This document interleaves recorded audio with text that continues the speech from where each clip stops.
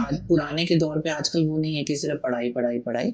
अगर टैलेंट है तो टैलेंट को बिल्कुल निखारना भी चाहिए, उसको आगे एनहांस करना चाहिए। तो बहुत लोग हैं जो ऐसा बोला करते थे कि ये क्या पेंटिंग्स बनाता रहता है, ये क्या करता रहता है और ये क्या कर लेगा अपनी ज़िंदगी में। हुँ, हुँ। श्री रामनाथ कोविंद जी के लिए मैंने एक पेंटिंग तैयार की थी, बहुत सुंदर, बहुत नायाब पेंटिंग जिसको मैंने कम से कम 1 महीने से ज़्यादा मैंने लगाया था और मेरे दिल की ख़्वाहिश भी थी कि मैं उनसे मिलूँ, जी। उनका आशीर्वाद लूँ और मैं उनका एक फ़ैन भी हूँ। हुँ। तो मैं उनको मुझे समय मिला और मैं उनसे रूबरू हुआ।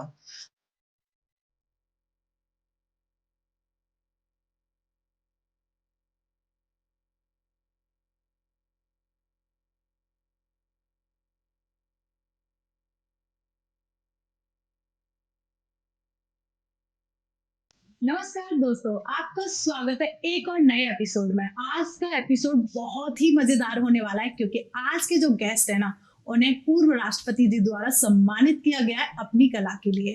आज के जो गेस्ट हैं, राजन मालूजा जी, जो एक बेहतरीन चित्रकार हैं। तो चलिए क्यों ना हम उनसे ही बात करते हैं कि वो इस लाइन में कैसे आए और ये प्रेरणा उन्हें कहाँ से मिली। वेलकम राजन जी, कैसे हैं आप? बहुत-बहुत धन्यवाद आपका आपका। स्वागत है हमारे थैंक शो यू। पर। Thank you. राजन जी, जैसे मैंने आपकी काफ़ी पेंटिंग देखी हैं, आपको हुँ। ये प्रेरणा कहाँ से मिली? आपकी जर्नी कैसे स्टार्ट हुई? मैं बचपन से ही ड्राइंग पेंटिंग्स वगैरह बनाता था हुँ, और जब मैं 4th या 5th क्लास में था, तो मैं दीवारों पे पेंटिंग्स वगैरह बनाता था। ओके। तो मेरे घर वाले मुझे सपोर्ट करते थे कि मतलब बच्चा जो है ड्राइंग एंड पेंटिंग वगैरह दीवारों पे बना रहा है। हुँ, और दूसरा ये कि हमारे ना पड़ोसी लोग जो थे, तो हमारे पेरेंट्स को जो है पड़ोसी लोग बोलते थे कि आपका बच्चा जो है दीवारों पे पेंटिंग्स वगैरह, ये जो दीवारों पे ड्राइंग वगैरह करता रहता है, क्या कुछ बनाता रहता है। हुँ, हुँ।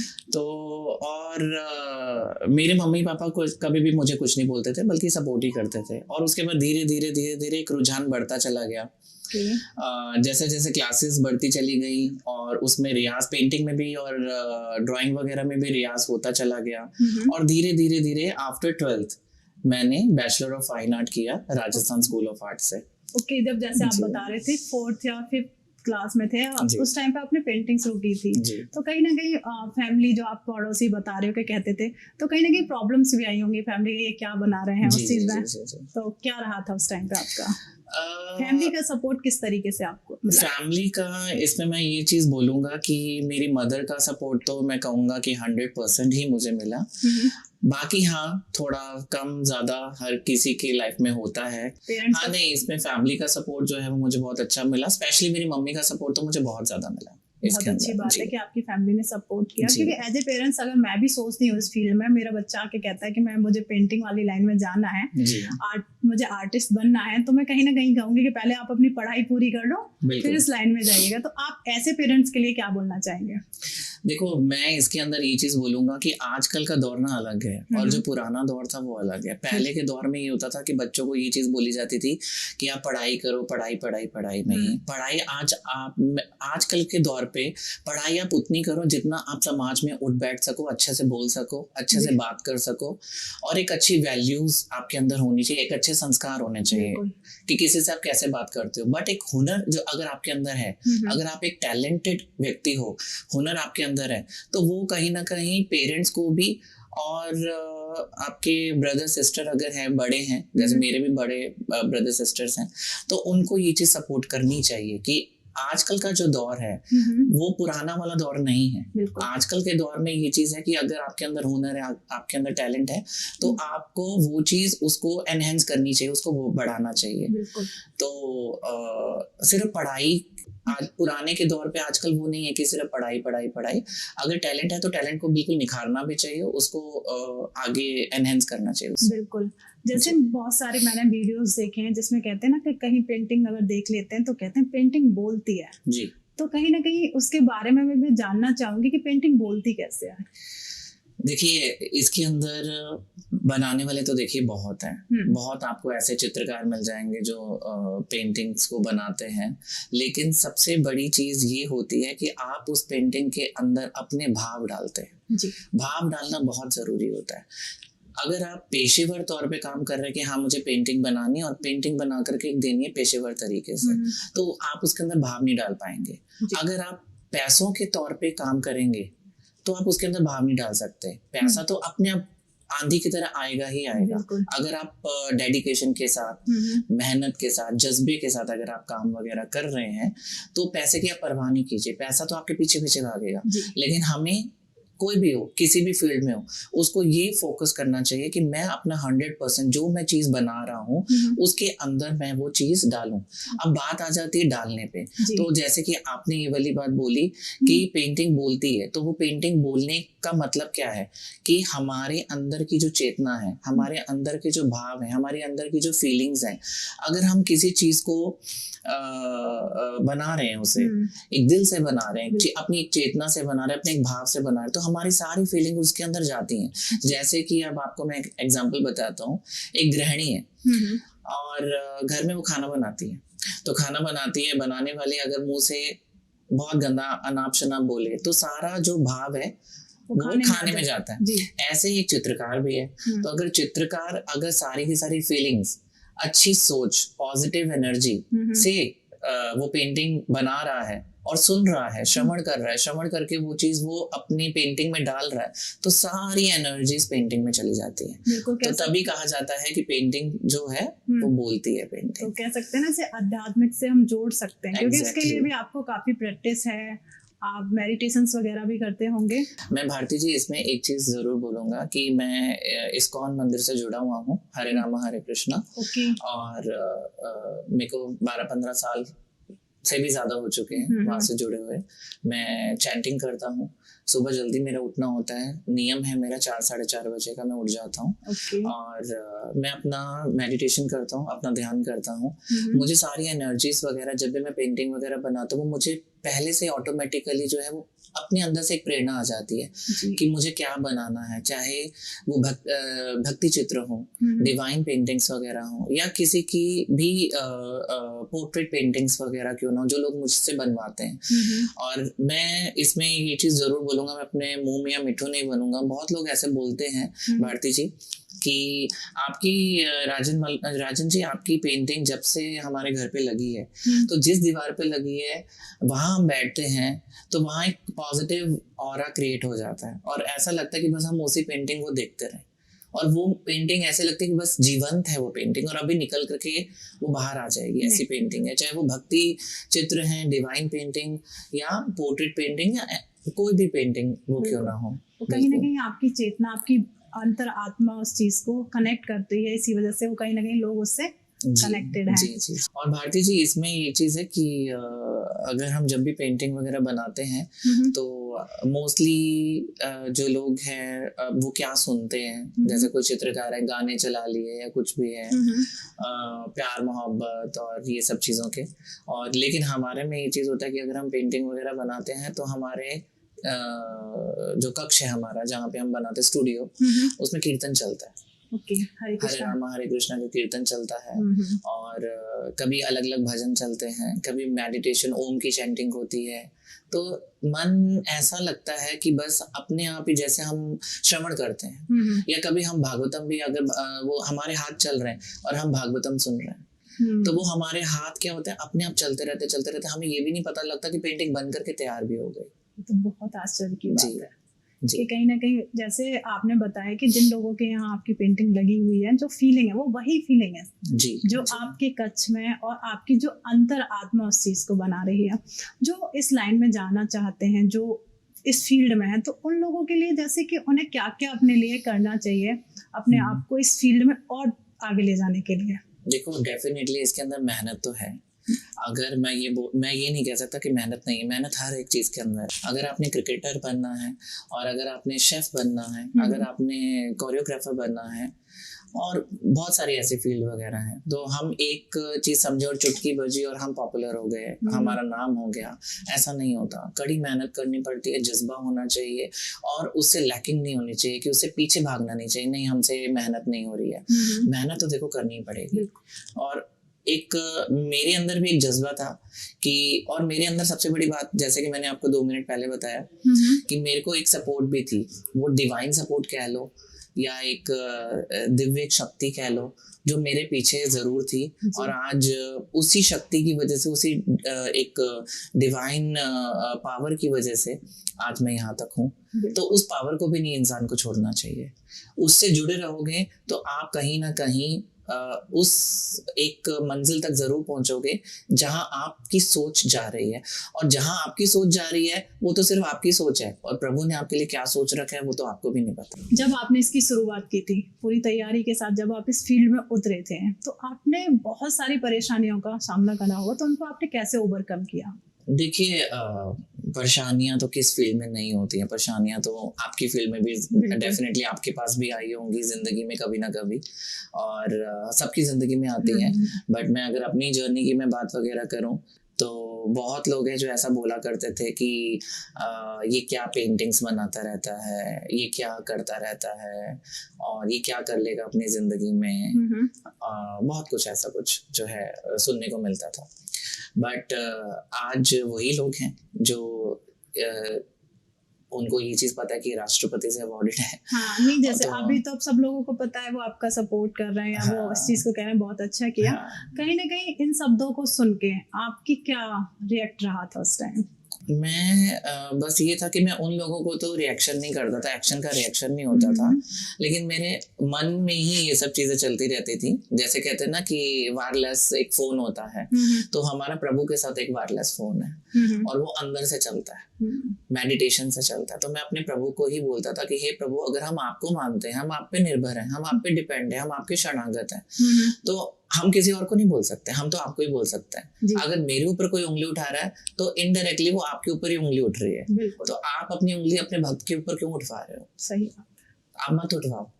आज वो चीज है कि प्रभु ने मुझे यहाँ तक पहुंचा दिया, और आज वो भी लोग देखते हैं। जो वायरलेस कनेक्शन था भगवान के साथ आपका, वो प्रूफ हुआ कि नहीं, वो और वो प्रभु ने मेरे किया भी है। वो मेरे प्रभु ने लाज रखी है इसके अंदर, वो सच्चा कनेक्शन था जो भगवान ने आपका पूरी लाज भी रखी है। पांडवों की लाज रखी, द्रौपदी की लाज रखी, प्रहलाद महाराज की लाज रखी, कुंती महारानी की लाज रखी, आज उन्होंने मेरी भी लाज रखी है। तो कहते हैं ना, भगवान को एक बार बस आप दिल से याद कर लो ना, तो वो सब कुछ छोड़ के भागे चले आते हैं। तो आपकी इस कहानी से मुझे ये भी समझ में आया कि वाकई दिल से भक्त पुकारता है तो भगवान सब कुछ त्याग के उसके साथ खड़े हो जाते हैं। साथ ही साथ मैं ये भी चीज बोलूंगा कि 16 कलाएं जो होती हैं प्रभु की, जैसे रामचंद्र जी 12 कला पूर्ण थे, कृष्ण भगवान 16 कला पूर्ण थे, तो 16 कलाओं में से एक कला होती है चित्रकला, और जो कि भगवान हर किसी को नहीं देते। बिल्कुल, जो आपने 16 कलाएं बताई श्री कृष्ण में, तो कहीं ना कहीं जो आपके अंदर चित्रकारी आई है, तो भगवान भी कुछ अपने स्पेशल बंदों को ही वो चीज देते हैं, तो शायद आप उसमें से एक हैं।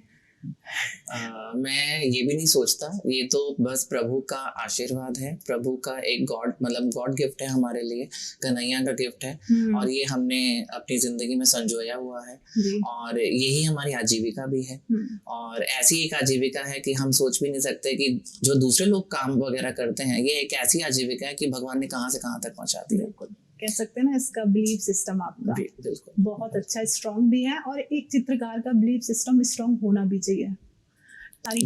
इसमें मैं एक बात बोलूंगा, आपने स्ट्रॉन्ग की बात वगैरह करी, जब हम अपने प्रियतम के शरणागत हो जाते हैं, मैं इसीलिए आपके शायद इंटरव्यू में मैं आपको शायद लग रहा होगा कि कृष्ण का नाम या फिर इस्कॉन मंदिर या फिर मेरे प्रभु, तो मैं आपको शायद ये भी चीज वो पता लग रही होगी कि मैं एक स्पिरिचुअल पर्सन भी हूँ। बिल्कुल, मैं कनेक्ट चित्रकार भी हूँ और एक स्पिरिचुअल पर्सन भी हूँ। मैं कह सकती हूँ कि मैंने जो आपकी वीडियोस देखी, मैं कहीं ना कहीं वो कनेक्ट भी कर पा रही थी कि बहुत अच्छी आपकी विचार शक्ति है, आपकी जो अंतरात्मा है वो स्ट्रॉन्ग है, क्योंकि वो उसके अंदर वो दिख रहा था। तो इसी के साथ साथ मैं एक चीज बोलना चाहूंगा, जब हम अपने प्रियतम के आगे शरणागत हो जाते हैं, तो भगवान भी भगवद गीता में यही कहते हैं कि मेरे शरणागत हो जाओ। तो जब तुम मेरे शरणागत हो जाते हो तो तुम्हारे को भय की किसी भी तरीके की कोई जरूरत नहीं है, वो तुम सब चीजें जो है वो मेरे ऊपर छोड़ दो। तो जब प्रभु के ऊपर ही छोड़ दिया तो फिर घबराना किस बात का। सही बात।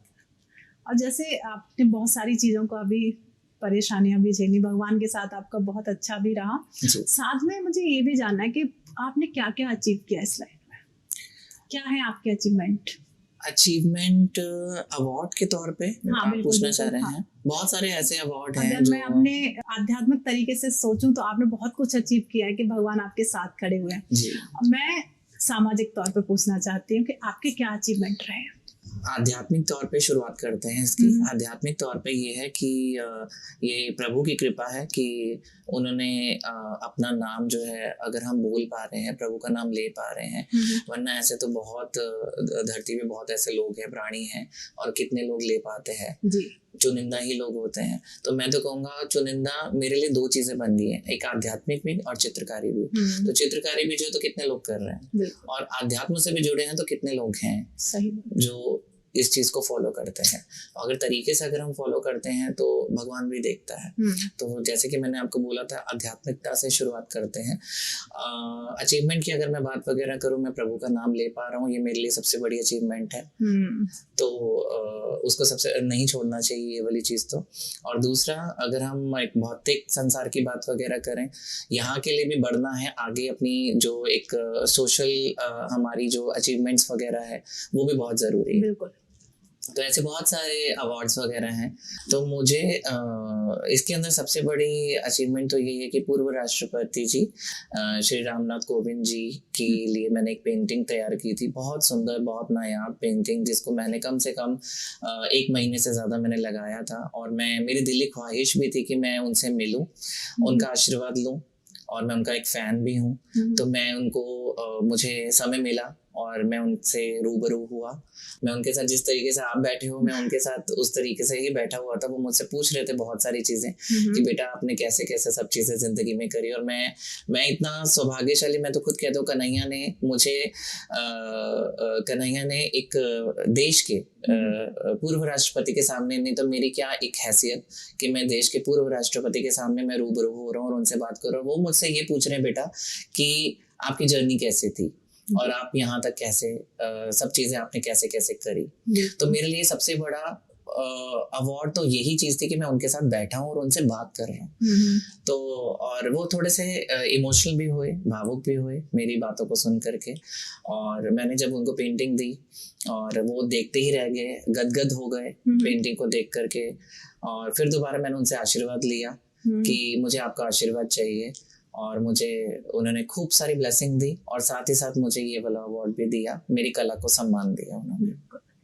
तो कहीं ना कहीं इतनी सारी आपने पेंटिंग बनाई है, उनमें किसी के साथ आपकी भावना तक कहानी जुड़ी हो?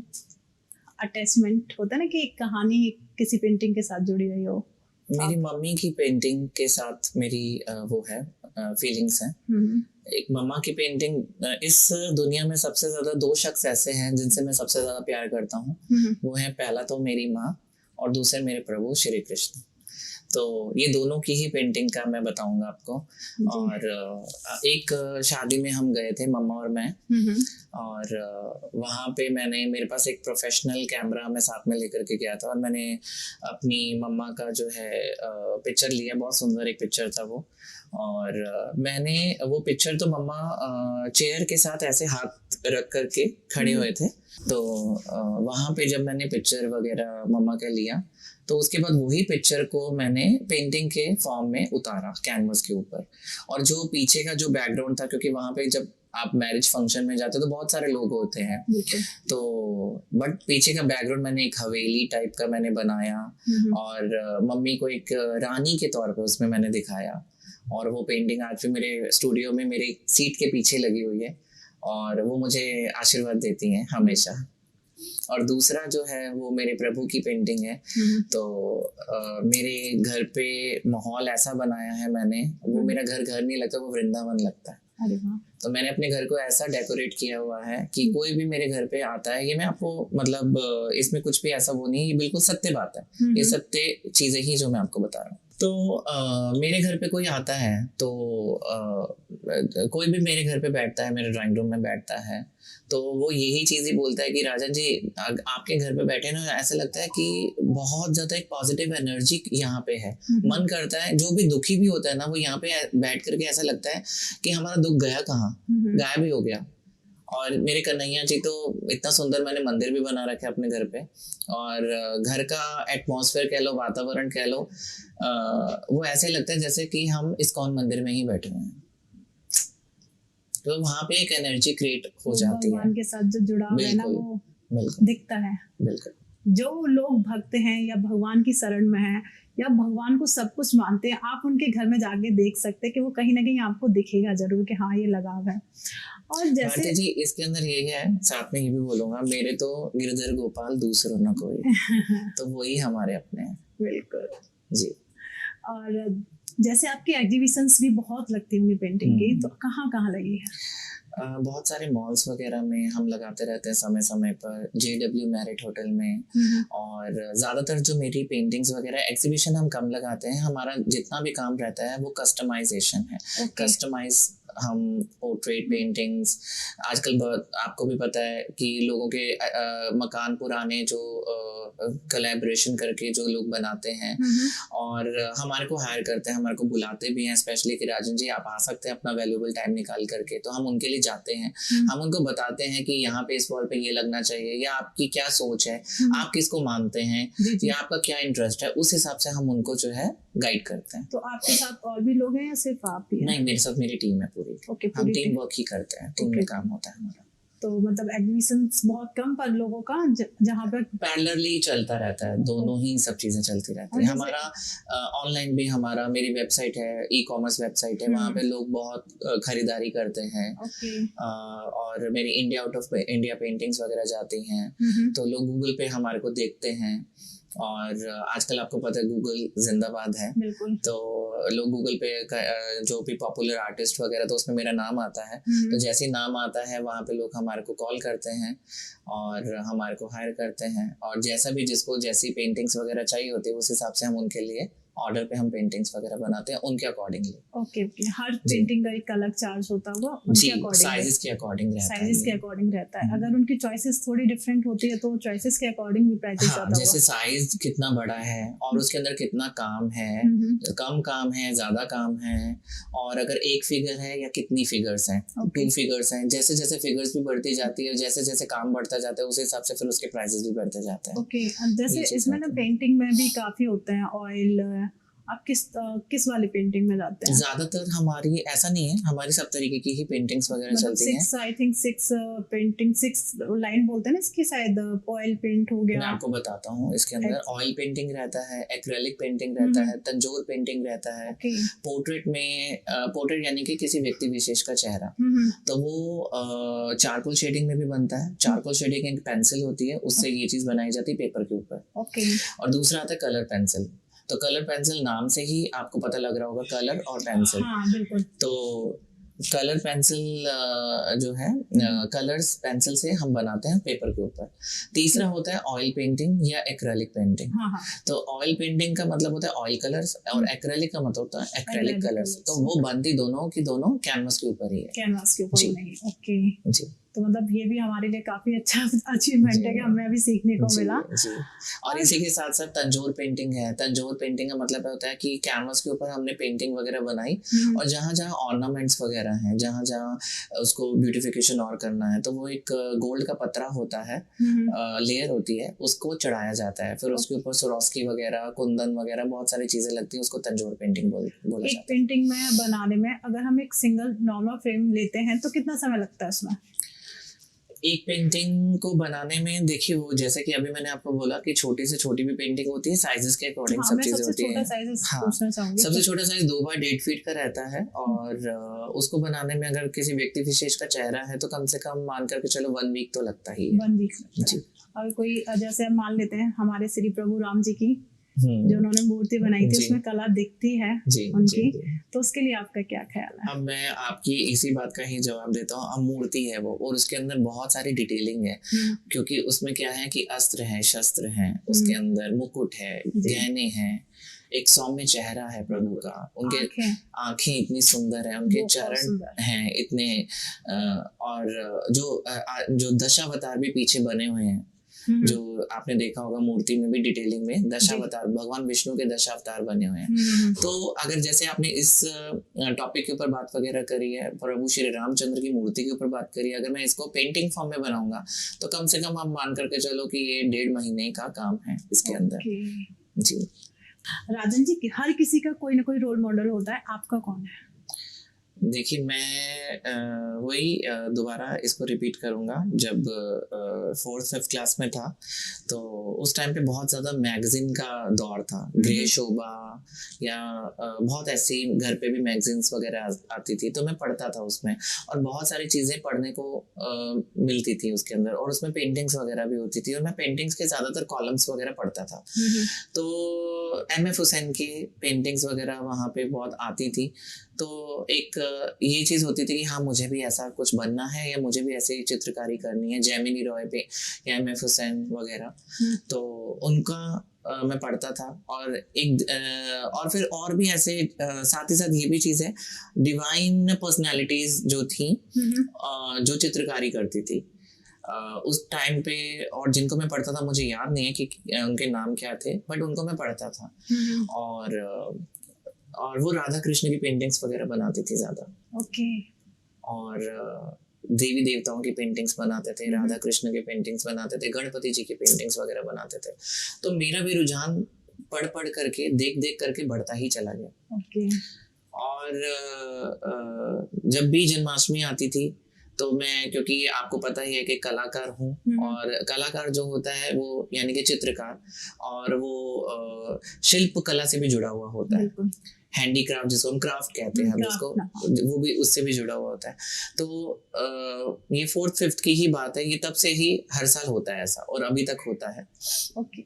उसमें क्या होता था कि मैं स्कूल से आता था, और हमारे स्कूल और घर में बीच में मार्केट पड़ती थी। तो उस दौरान अगस्त के महीने में जन्माष्टमी आती है, और मैं कभी भगवान की पोशाक, कभी मुकुट, कभी बांसुरी, कभी आसन, कभी झूलन भगवान का मैं लेता था। तो ये मेरे को कोई समझाता नहीं था ना, किसी ने नहीं ये सब चीज़ें मेरे को समझा, ये कुदरती मेरे अंदर ही ये चीज़ बढ़ती चली गई अपने आप ही। और उस टाइम पे अगस्त के महीने में बारिश का भी महीना होता था, और मैं आज के दौर की बात नहीं कर रहा, मैं उस दौर की बात कर रहा हूँ जब मैं 4th-5th क्लास में था। तो घर के बाहर ना गीली मिट्टी पड़ी होती थी, तो उन गीली मिट्टी से मैं ये क्या है कि क्राफ्ट की भी मैं बात कर रहा हूँ, और आध्यात्मिक की भी बात कर रहा हूँ, क्राफ्ट की भी बात कर रहा हूँ। तो गीली मिट्टी से मैं देवकी और वासुदेव को बनाता था, और झाड़ू की तीलियों से मैं कारागर बनाता था, और छोटी सी मटकी खुद बनाता था, और उसमें रूही डाल करके दिखाता था कि ये माखन है, और उसको लटकाता था। तो बहुत ऐसे ऐसे क्ले से मैं कालिया नाग बनाता था। तो बहुत ऐसी चीज़ें हैं जिसको मैं वो करता था, और क्योंकि शुरुआत से ही रुझान मेरा राधा कृष्ण की तरफ था, और मैंने बहुत ऐसे बचपन में भी पेंटिंग्स वगैरह बनाई हैं, देख देख करके ही, अपनी कला को एनहेंस करने के लिए, बढ़ाने के लिए। भगवत गीता पढ़ता था, भगवान श्री कृष्ण की, श्री कृष्णा इस्कॉन की जो बुक आती है, उसमें बहुत सारे चित्र होते हैं, तो मैं देख देख करके वो बनाया करता था। और उससे मेरा रियाज होता था कि हाँ, सुदामा, भगवान श्री कृष्ण बैठे हुए हैं, सुदामा जी को उन्होंने अपने सिंहासन पे बिठा रखा है भगवान श्री कृष्ण ने, और उनके चरण पखार रहे हैं। तो उसी चित्र को लेकर के मैं अपने कैनवस पे उतारता था।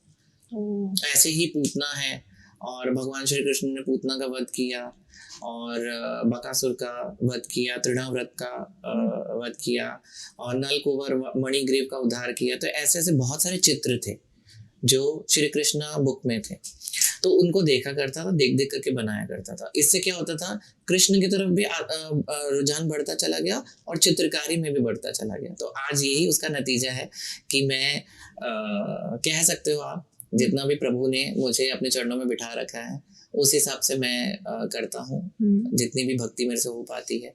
और भक्ति भी बहुत बड़ा एक शब्द है, भक्ति भी मैं नहीं बोलूँगा, जितना भी हो पाता है प्रभु की प्रार्थना। और मैं अगर कहूँ तो इस टाइम पे अगर आप इतना भी कर रहे हो ना, बहुत बड़ी बात है। लोग इतना भी नहीं करते हैं कि आप एक बहुत कम एज में ही भगवान की हर चीज को फील कर रहे थे, सीख से ही जेल बना रहे थे, जी, मटकी बना रहे थे, तो वो कहीं ना कहीं भगवान से जुड़ा भी था। बिल्कुल। और साथ ही साथ ये भी बोलूँगा मैं कि आज ठाकुर जी ने मुझे अपने चरणों पे मतलब आने वाले समय में मैं वृंदावन शिफ्ट हो रहा हूँ, और मैं वृंदावन ही रहूँगा, वहीं से अपना काम भी चलाऊँगा। और ज़्यादा नहीं, 1-1.5 साल के अंदर अंदर मेरा वृंदावन में एक बहुत अच्छा एक स्टूडियो बनेगा, जो कि ठाकुर जी ने, राधा रानी ने दिलवाया मुझे। वहाँ पे स्टूडियो बनेगा, और मेरी रिहाइश भी वहीं होगी, और वहीं से ही मैं अपना ये चित्रकारी का काम भी करूँगा। राजन जी, जो आज की पीढ़ी है, जो आज के युवा हैं, उनके लिए आपका क्या मैसेज रहेगा, जो इस फील्ड में जाना चाहते हैं या इस फील्ड में नहीं जाना चाहते, अध्यात्मिक के लिए आपका क्या विचार रहेंगे या उनको क्या मैसेज देना चाहेंगे? सबसे पहले तो मैं ये बोलूंगा कि माता पिता के अंदर ही अपने प्रभु को देखो, क्योंकि वो तो एक मूर्त है, तो हमने अभी भगवान को नहीं देखा, लेकिन चलते फिरते भगवान तो हमारे माता पिता ही हैं। तो प्रेमानंद महाराज जी भी यही चीज़ ही बोलते हैं कि बहुत ऐसी स्टोरीज हैं जो प्रेमानंद महाराज जी बताते हैं कि हमने हमें प्रभु को भोग लगाना है, घर पे माँ भूखी बैठी है, अरे हमारे प्रभु को तो भोग लगाने तो पहले ये नहीं पता वो माँ के अंदर ही प्रभु बैठे हैं आपके, अगर उन्होंने खाना खा लिया आपके प्रभु तक अपने आप पहुंच जाएगा जी।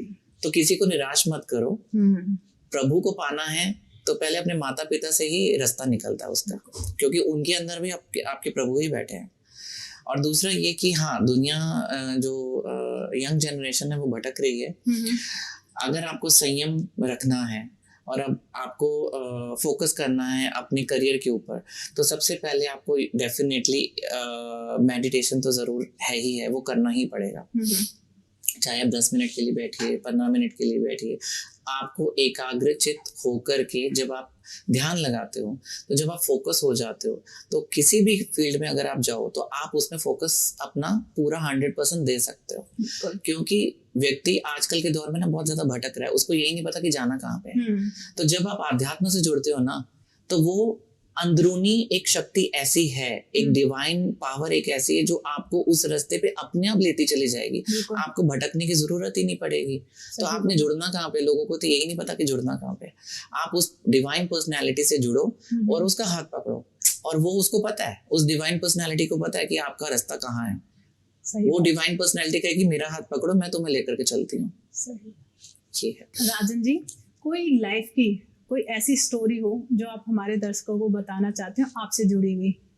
जी बिल्कुल, मैं ये चीज़ ज़रूर बताना चाहूँगा। अगर ये चीज़ नहीं बताऊँगा तो लोग प्रभु से जुड़ कैसे पाएंगे। तो बहुत ऐसी स्टोरीज वगैरह होती हैं कि वो बतानी भी चाहिए, जिससे कि हमारा विश्वास प्रभु के प्रति और जागे और बढ़े, और जिससे कि हम प्रभु के प्रति और ज़्यादा शरणागत हो सके। 2019 में भारती जी, हमारा एक एक्सीडेंट हुआ था, और मैं, मेरी मम्मी और मेरे रिलेटिव, हम पंजाब से दिल्ली आ रहे थे, और हिसार में हमारा एक ऐसा ज़बरदस्त एक्सीडेंट हुआ था कि हमारी गाड़ी पलट गई थी। चला मैं ही रहा था, और उसके आगे एक बफेलो था, और क्योंकि रात का टाइम था, और मैं ज़्यादातर वैसे गाड़ी जो है बहुत इतनी तेज़ नहीं चलाता, मैं नॉर्मल स्पीड पे ही चलाता हूँ, बट वहाँ पे कोई लाइट नहीं थी, कुछ नहीं था। और जो एक जानवर होता है उसकी अगर आंखें भी सामने दिख जाएं तो वो भी चमकती हैं, तो उसकी आंखें भी ऑपोजिट डायरेक्शन में थी, मेरी डायरेक्शन में नहीं थी, ऑपोजिट डायरेक्शन में थी। तो वो हिट हुआ और हमारी जो गाड़ी है वो पलट गई थी, और भगवान की कृपा से मुझे नहीं कुछ हुआ। एक हल्की सी, बस यहाँ एक खरोंच सी आई थी हल्की सी। मेरी मम्मी को कुछ इंटरनल हुआ था, मसल्स ब्रेक हुई थी, और मेरे रिलेटिव जो आगे बैठे थे उनको कुछ आँख में हल्का सा कट लगा था।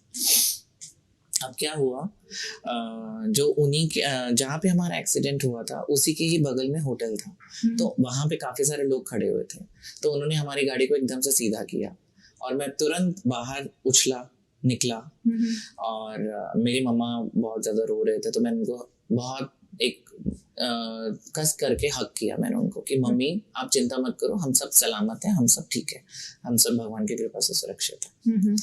फिर उसके बाद हम दिल्ली वापस आए, और एक हफ्ते के बाद हम, ये जो गाड़ी थी ये उसी जो होटल के मालिक को हमने दे रखी थी कि आप यहाँ से ठीक करा देना, हम एक हफ्ते के बाद आएंगे। और कुछ हमारे साथ धोखा भी हुआ कि हमने एक अमाउंट दिया, ह्यूज अमाउंट दिया उस होटल के मालिक को, और जो कि इतना लगना वाला नहीं था पैसा, बट हमने दिया, एक कमिटमेंट थी कि इतना, कोई अगर बोलेगा इतना खर्चा है, और हम भी परेशान हो गए थे बहुत ज़्यादा कि किसी का अगर एक्सीडेंट होगा ऐसा तो हम क्या करेंगे, हमारे पास कोई ऑप्शन नहीं था। सही बात है। तो भारती जी, मैं और मेरी मम्मा एक हफ्ते के बाद जब गाड़ी ठीक हो गई तो हम आए, और उस होटल के मालिक ने हमें हैंड ओवर कर दी गाड़ी। और आप मानेंगे भारती जी, उस गाड़ी के अंदर कूलेंट नहीं था, पानी नहीं था, इंजन ऑयल नहीं था, लेकिन हम गाड़ी को चला करके आए, तो गाड़ी सी से एच पे चली जाती थी। सी मतलब कूल और एच मतलब हीट। तो सी से एच पे चली जाती थी हर 1 किलोमीटर के बाद। और उसकी ये भी मैं आपको बता दूं कि उसकी बेल्ट भी टूटी हुई थी। गाड़ी में एक बेल्ट होती है जिससे कि आगे वो चलती है इंजन में, तो वो टक टक टक टक टक टक बहुत ज्यादा कर रही थी। तो क्या हुआ, हम 1 किलोमीटर रुकते थे और गाड़ी जो है वो सी से एच पे चली जाती थी। फिर ऐसे करते करते करते करते रात बीत गई और मैं बहुत ज्यादा रोने लगा। मेरी मम्मी आगे बैठी हुई थी और मैंने कहा, हे गोविंद, हे गोपाल, मेरी रक्षा करो। अब मैं यहाँ पे किसको बुलाऊं? आपके सिवाय मेरा कोई भी नहीं है प्रभु, मैं किसको कहूँ? और मेरे आंखों में से आंसू आ गए। और आप मानेंगे नहीं भारती जी, 160 किलोमीटर गाड़ी मेरे घर तक नॉन स्टॉप, बिना कुछ सी से एच पे गए, नॉन स्टॉप मेरी वो गाड़ी मेरे घर तक आ गई। मतलब जो 1 किलोमीटर पर रुक रही थी वो हाँ। 160 किलोमीटर कंटिन्यूसली वो गाड़ी मेरे घर तक आ गई। और साथ ही साथ एक चीज और बोलूंगा मैं, तब तो उस गाड़ी को कुछ भी नहीं हुआ जब मैंने अपने प्रभु को याद किया। बट उसके बाद मैंने किसी रिलेटिव के घर जाना था, मैंने सुबह गाड़ी ठीक करवाई और मैंने उस रिलेटिव के घर गया, और जो कि ज्यादा 10 किलोमीटर, मात्र 10 किलोमीटर, और गाड़ी में से धुआं निकलने लग गया अपने आप ही। और सोचो, जो गाड़ी 160 किलोमीटर की दूरी कर करके, जिसके अंदर कूलेंट नहीं था, पानी नहीं था, इंजन ऑयल नहीं था, वो गाड़ी मेरे घर तक आ गई। तो ये शक्ति नहीं है तो और क्या है? बिल्कुल, ये बहुत बड़ी शक्ति है। और ये समय समय पे होता रहता है। ऐसे तो बहुत सारे चमत्कार हैं जो मैं आपको अगर करूंगा तो ये पॉडकास्ट पूरा का पूरा उसी में बीत जाएगा। वो आपने जो मिरेकल है वो फील किया। बिल्कुल, और मिरेकल होते हैं, मेरे साथ भी बहुत सारे हुए हैं। और जैसे राजन जी, आपसे लोग मिलना चाहते हैं, आपने वेबसाइट वगैरह बता रही थी, पर एक बार आप फिर से हमारे व्यूअर्स को बता देंगे कि आपसे लोग कहाँ कनेक्ट हो सकते हैं, आपकी पेंटिंग कहाँ से परचेज कर सकते हैं? नमस्कार, आप गूगल पे राजन मालूजा लिखिए, और सिर्फ राजन मालूजा अगर माइक में भी बोलेंगे तो आपके पास काफ़ी सारी इन्फॉर्मेशन राजन मालूजा की, यानी कि मेरी, वहाँ पे काफ़ी कुछ आ जाएगा। उसी में ही हमारी एक वेबसाइट है rajanmaluja.store.com, ये हमारी जो है ई-कॉमर्स वेबसाइट है, और rajanmalujaarts.com ये हमारी नॉर्मल डायनामिक वेबसाइट है जिसपे आप हमारा काम देख सकते हैं। राजन जी, जैसे आप भी देख रहे हैं कि आगे जितनी भी लाइफ बढ़ती जा रही है, एआई का ज़माना आ गया है, बहुत सारी एप्स आ गई जहाँ पे आपसे डालो पेंटिंग आपको मिल जाती है, तो लोग उधर ना जाके चित्रकार की तरफ क्यों जाएंगे? तो भारती जी, इसका जवाब मैं इस तरीके से दूंगा कि जैसे एआई है, तो वहाँ पे तो कोई भी अगर फोटो डालेगा तो उसका कन्वर्ट हो जाता है एआई में, आर्टिफिशियल इंटेलिजेंस में, बट इसके अंदर भाव नहीं जुड़े होंगे, इसके अंदर जो चेतना है वो नहीं जागेगी, या एक कलाकार की जो चेतना है, कलाकार के जो भाव है, वो कैसे उस पेंटिंग में जाएंगे। और दूसरा सबसे बड़ी बात है ये कि आजकल ना ये भी एक ट्रेंड है कि आपके घर में एग्जाम्पल के तौर पे एम.एफ. हुसैन की पेंटिंग लगी है या जेमिनी रॉय की पेंटिंग लगी है, तो वहाँ पे लोग बताते हैं कि हमारे घर में जी इस फलाने आर्टिस्ट की पेंटिंग लगी है जो बहुत ज़्यादा पॉपुलर है जी। ठीक है, तो अगर आप एआई से भी बनवाते हैं या कैसे भी जो भी होता है, पहली बात तो वो पेंटिंग नहीं होगी, वो एक प्रिंट होता है, नॉट पेंटिंग होती है। दूसरा, जो पॉपुलर आर्टिस्ट है वो अगर अपने हाथों से बना करके पेंटिंग अगर आपके घर में नहीं लगेगी, तो आप कैसे बता पाएंगे कि हम फलाने इतने बड़े पॉपुलर आर्टिस्ट की हमने अपने घर में पेंटिंग लगा रखी है? वो तो नहीं हो पाएगा। और सबसे बड़ी बात यही चीज़ है कि उसके अंदर जो फीलिंग है, जो डिवाइन टच है, जो डिवाइन एक पावर, एक जैसे कि मेरी जहाँ पे पेंटिंग वगैरह जाती है तो लोग ऐसा बोलते हैं कि वहाँ पे एक पॉजिटिव एनर्जी क्रिएट हो जाती है, तो एआई से आप कैसे पॉजिटिव एनर्जी वो क्रिएट कैसे कर पाएंगे? बिल्कुल सही बात है। तो वो तो आप जब किसी के एक हाथ लगेंगे, वो मेरे ना हो, किसी के भी हाथ हो, मेरे से भी बहुत लोग ऊपर बैठे हैं, तो जब उसके वो हाथ लगेंगे तभी तो उसमें जीवंत एक रूप आएगा। तो जब एक जीवंत रूप आएगा और उसके नीचे सिग्नेचर होंगे उस कलाकार के, तो आप बोल पाएंगे कि हाँ, हम इस कलाकार से हमने ये पेंटिंग बनवाई है। अगर एआई है तो एआई की अगर कोई पिक्चर वगैरह भी है तो आप बोल कैसे पाएंगे ये पेंटिंग भी है या प्रिंट है, और किस कलाकार ने बनाई है, उसकी वैल्यू बिल्कुल जीरो हो जाएगी। आर्टिस्ट की वैल्यू है, आर्टिस्ट की कला की वैल्यू है, और उसकी सबसे बड़ी बात है उसके सिग्नेचर की वैल्यू है। सही बात है ये तो। जी एआई तो कुछ भी दे सकता है। जी जी जी जी। खाना तो हमें अपने हाथ से ही हाँ, पड़ेगा। खाना तो हमें अपने हाथ से बनाना पड़ेगा। तो बिल्कुल। राजन जी, आप इस शो पे आए उसके लिए बहुत बहुत तहे दिल से धन्यवाद। Thank you. आपसे बात करके भी बहुत अच्छा लगा। जैसे हम कह सकते हैं ना कि जैसे आपने अपने घर को एक वृंदावन बताया था, तो मुझे भी लगा कि मैं वापस वृंदावन पहुंच गई। अभी हम दो लोग बैठ के बातें कर रहे हैं और ये पॉडकास्ट तो मुझे सच में बहुत अमेजिंग लगा और राजन जी भी मुझे बहुत अच्छे लगे। तो प्लीज़ अगर ये पॉडकास्ट आपको समझ में आता है, बहुत अच्छा लगता है, तो प्लीज़ लाइक करना तो बिल्कुल मत भूलिएगा और चैनल को सब्सक्राइब कर दीजिए, जिससे आपको और भी चीज़ें मिलती रहेंगी। आप अपने घर में स्वस्थ रहिए, मस्त रहिए और राधे राधे। राधे राधे।